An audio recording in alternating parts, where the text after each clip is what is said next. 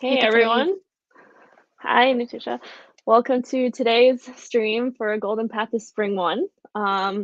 If you haven't been here before, everyone knows we've been doing this for I guess now the last several months, basically every single Tuesday and Thursday.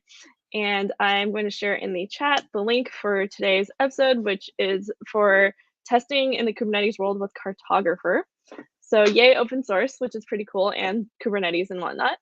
But yeah, if you have any questions, please put them into the chat. I will end up asking them at the end.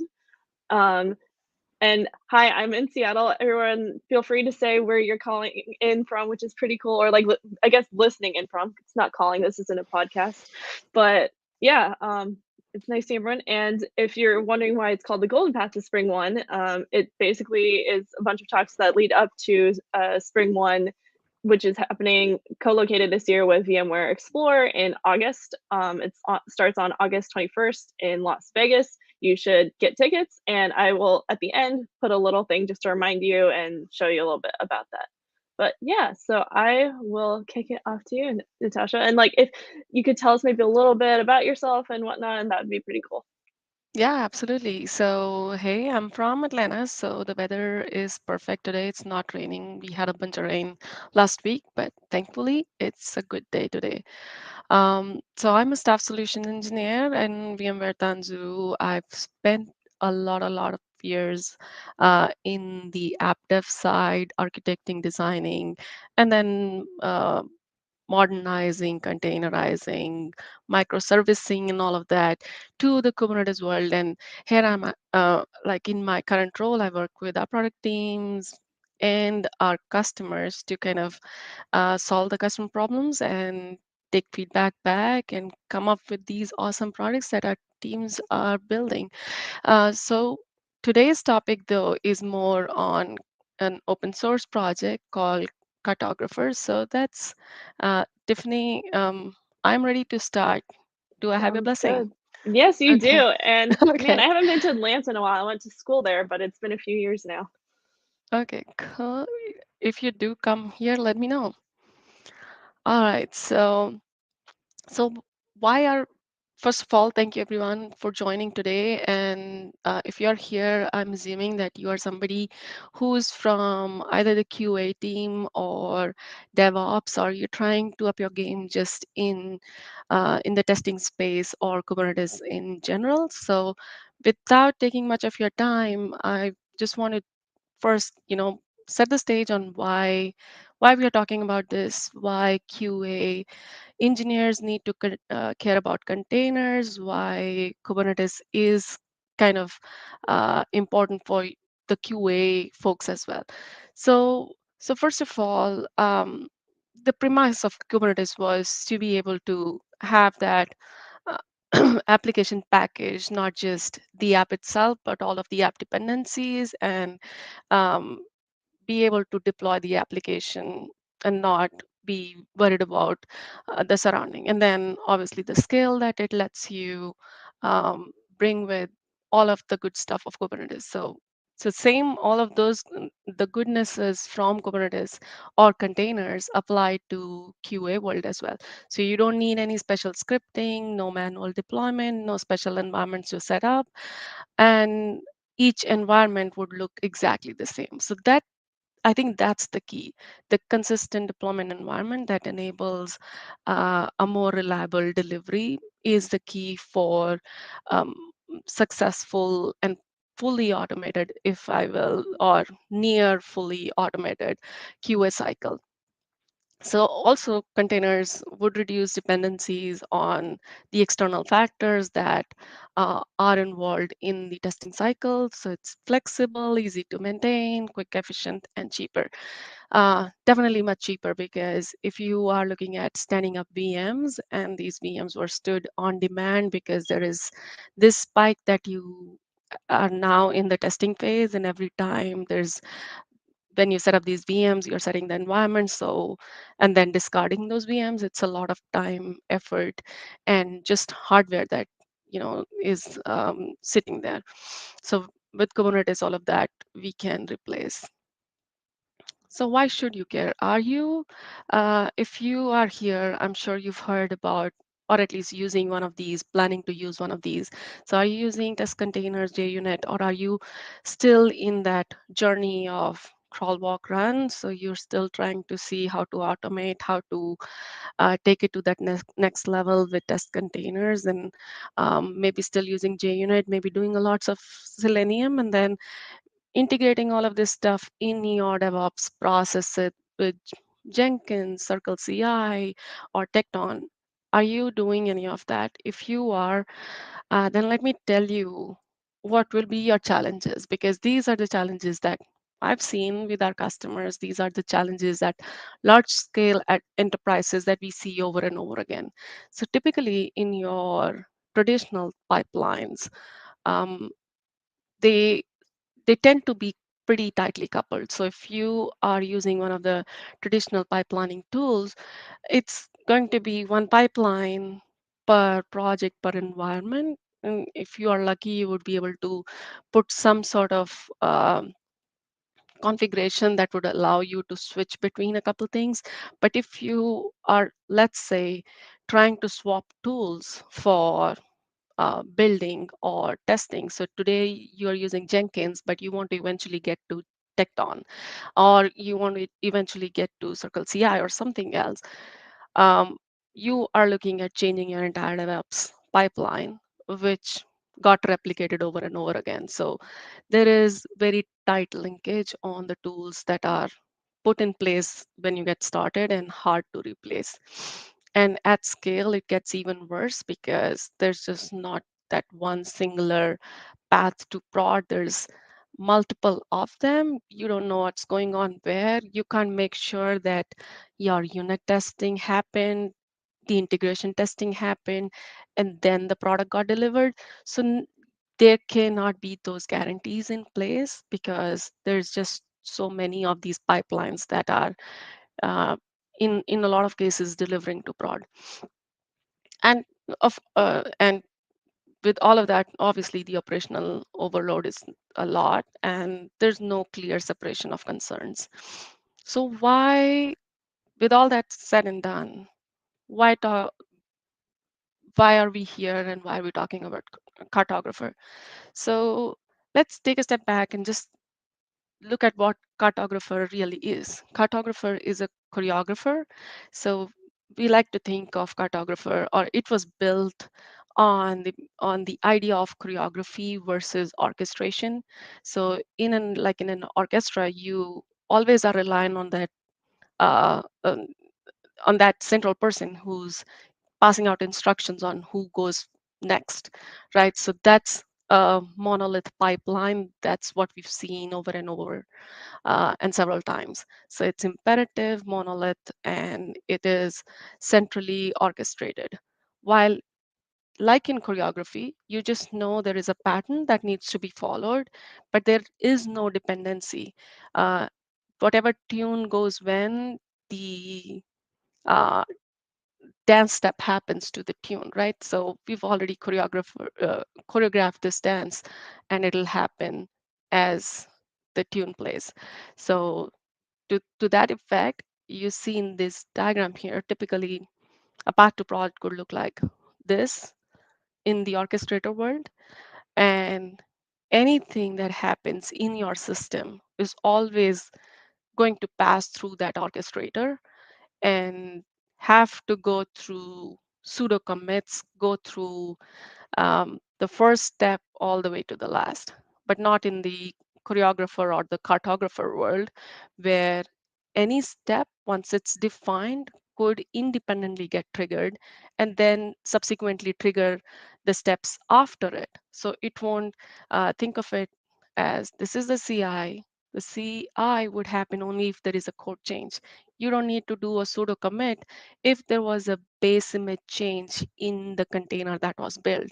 So that's a change that happens here, and that's where it should trigger the rest of the pipeline. So it does not need to trigger the first two steps. So that's a big thing with choreographer. The other ones are obviously these are all declarative steps. They are decoupled, and the way Cartographer achieves is through a pattern of templates. So out of the box, all of these steps are executed in templates. The templates encapsulate what actually or the tool that you want to use in that stage. So let's take an example of build. Your teams could be using Canico with a Docker file to build a container today, and tomorrow they think they want to go take that next step and go to KPack and want to start using KPack.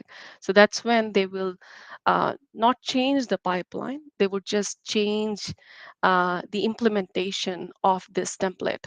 And your app devs don't need to know about that change. The supply chain doesn't change, nothing changes. Similarly, for all of these other steps. So if testing is changing or image scanning is you're using a different scanning tool, you want to move to a different testing platform in our case. So if we were to go from Jenkins to Tecton, or within Tecton want to use a different method of implementation in that Tecton testing phase, that is totally abstracted away from the experience of the pipeline. So that's the blueprint that is formed, and that's called cluster supply chain. And this is how it would look like. So the idea is the DevOps and SecOps come together. And when I say DevOps, I'm assuming QA engineers being part of the DevOps, and they own and write the cluster supply chain. So this is the operations. And the developer team, they own a workload YAML. The workload YAML is nothing but a contract of what is my application that needs to run through this path to prod to eventually deploy to the cluster. So, and Cartographer is an open source project, and it's Kubernetes native. So meaning if you have a Kubernetes cluster, you bring in Cartographer, it's a bunch of CRDs, and we can look at it um, in our demo time. It's a bunch of CRDs that get installed on your cluster and enable your cluster with the power of supply chains and with the ability to understand this workload YAML. So as soon as the dev applies the workload YAML to the cluster, now the cartographer controller, it becomes aware, it finds a matching supply chain and just hands it over to the supply chain. Then it's up to the supply chain to go through each of the phases and execute all the phases of the supply chain. So with that, it's demo time, and I'll switch to first here. So what you are seeing right now, um, it's Tanzu application platform, which is an developer tool or a developer platform where our hope is to improve the developer experience by enabling them to move to Kubernetes without knowing much of what Kubernetes needs. Um, so the supply chain part of TAP is done with Cartographer. What you see right now is TAP GUI. It's the visualization of the workloads and the supply chains um, in the GUI. So the open source version does not have this, but just for today's session, it was easier for me to show you this in here. So if you see, I have a bunch of workloads, and a lot of them map to this supply chain, and some of them map to this other supply chain. So these, the source test scan to URL kind of supply chain, and let's open one. This is the customer profile. So this is what I was talking about. This is where we have defined there is a source, it goes through the testing phase, then scanning, and follows through all of these other phases to finally deploy to the cluster. And this is a blueprint that's on my Kubernetes cluster that is a cluster supply chain. All I did was apply the workload YAML, and I'll show you that in a bit. But before I do that, here's the other example of an app, which again follows the same cluster supply chain. So notice I didn't have to change uh, my pipeline, but let's look at this testing phase. And since we are in this testing conversation, let's look at this testing phase of the supply chain. So this testing phase is a Tecton pipeline, again, that's running behind the scenes. And this is a JUnit test case that's running. So all it does is runs a Maven verify, and that's uses the test profile and executes the tests in this. While the other example that I was showing you, um,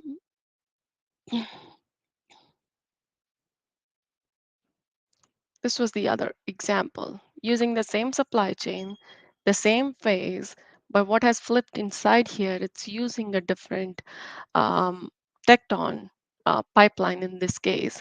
And let's look at the logs for this guy right here. And here you'll see that it has, okay, come on. Okay, there you go. So this uses the test container. So same thing, same supply chain, different implementations under the hood, but nobody needed to change anything. All it needed was have the test container defined in the application itself. So let's switch over to looking at how this application is. So this is the test container app or the workload that I was showing you. This is that workload YAML, essentially defining, okay, what my database is, and I'm using a test container because I have a database dependency involved, and I want to also do sort of an integration testing before I deliver. And since Spring enables me to do all of that, I'm taking advantage of that, and I'm writing my code to be able to do that all in that one place. But it's using, I said it was using a different pipeline, and it is a Tecton pipeline, which essentially has a Docker sidecar in it and runs Maven Verify with that uh, Docker sidecar in it. So with that said, oh, all right. Before I go, I'll just show you also how the test case look like. So in this is the application test module or the controller. And this in the application profile uses in the test profile uses the properties from here. And as you can notice, it's using the test container for Postgres. And this is all within Spring Boot. It's enabling you to take advantage of that Postgres test container that you want to spin up to do this testing or the integration testing. So this is what is happening. All I needed to do was Kubernetes and apply this workload YAML here, this one right now. So as soon as I do this, it executes, and let's see,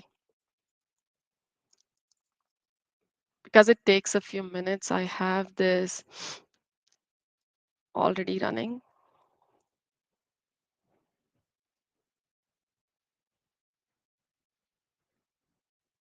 All right, so this just shows all the Kubernetes object that were created behind the scenes with just that one YAML uh, that we have.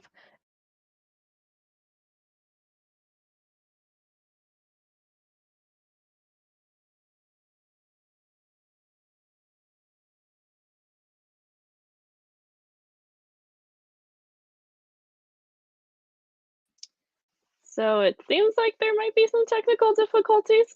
So I will go ahead and hopefully it's just like some sort of internet issue. And I guess we'll just like wait a bit and see what happens. Yeah, hi folks. Welcome. I guess what all have you been doing lately? I've been working on CFPs. There's a bunch of different CFPs out there that are closing in the next like week or so. Um, yeah, I don't know. Kind of chilling here back in Seattle after a bunch of conferences, and it's a little bit strange being home. But yeah, so let's see. So I'm in Seattle, she's in Atlanta. Where are other folks right now?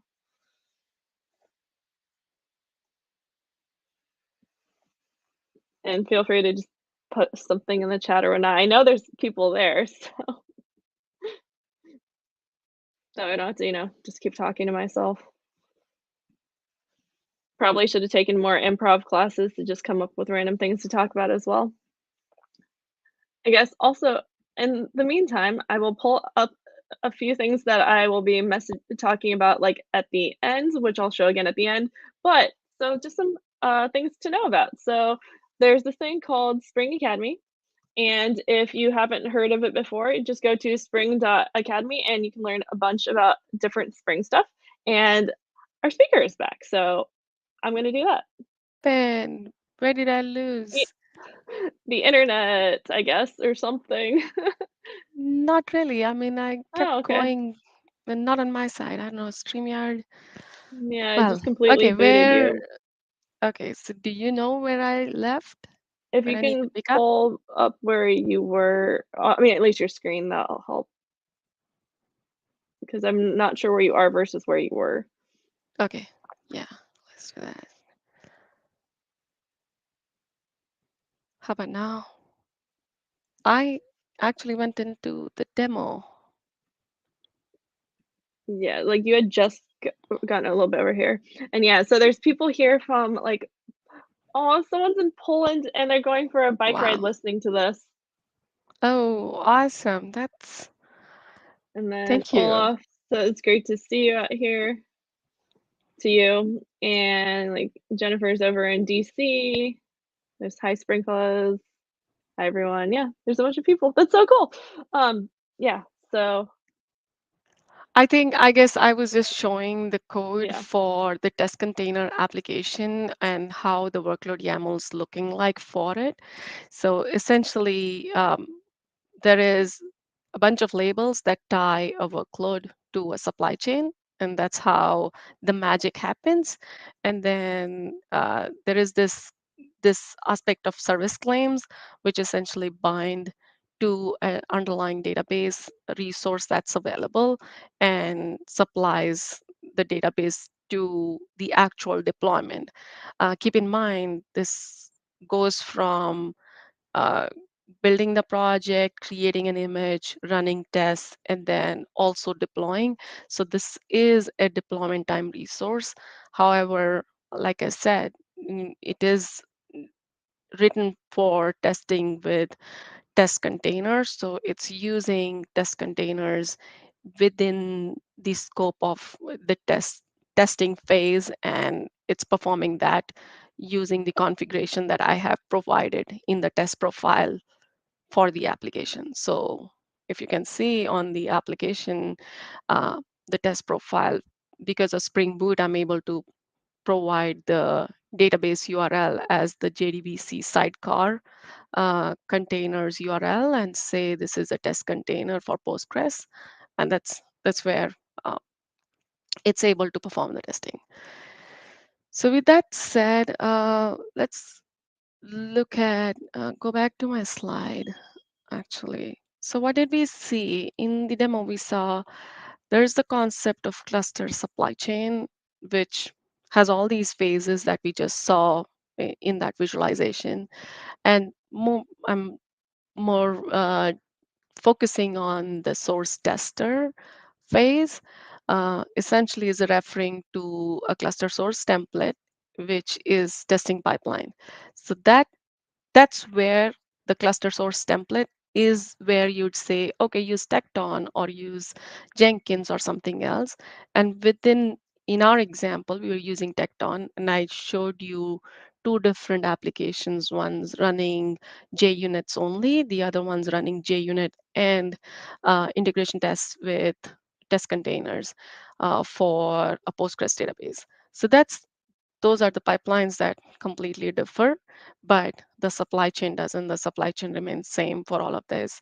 So we have, with the help of Cartographer, built that uh, or enable your Kubernetes environment with a platform that gives you a single path to prod with with the ability to change what's under the covers actually doing the thing for you. So that said, I know this is a lot for 30 minutes, so please go learn more about Cartographer on cartographer.sh. There's this cool blog on test containers with Spring Boot, so please do check that out if you are into Spring and Spring Boot and looking to work with test containers. That is all I had. I can take any questions if there are.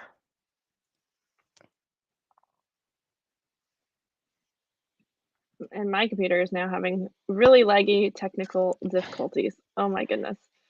I'm trying to share the links into the chat.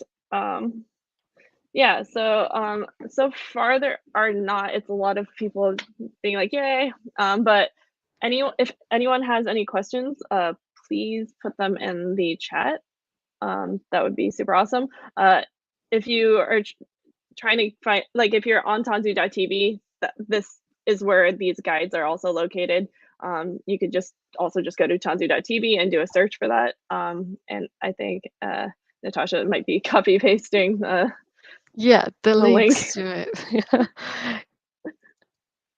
That's a private chat. I don't know if you can share it out, but Yes, I I just posted can. it here. Okay, cool. Thank you.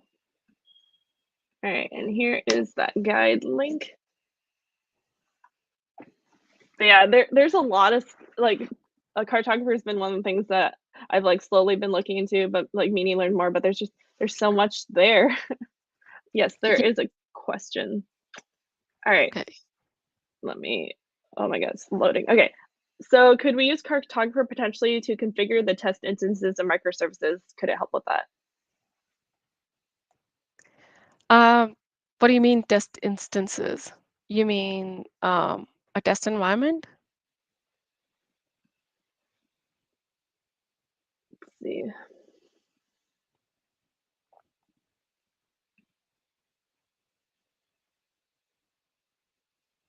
Like stub/mocks rather. So Cartographer is able to spin anything native Kubernetes if it's out there. So if you have, I think test containers allow you to also create mocks for services, if I'm not mistaken, but there's something there. So as long as it's something that you can do within the scope of a container and you can wrap it as a Kubernetes object, you should be able to do that.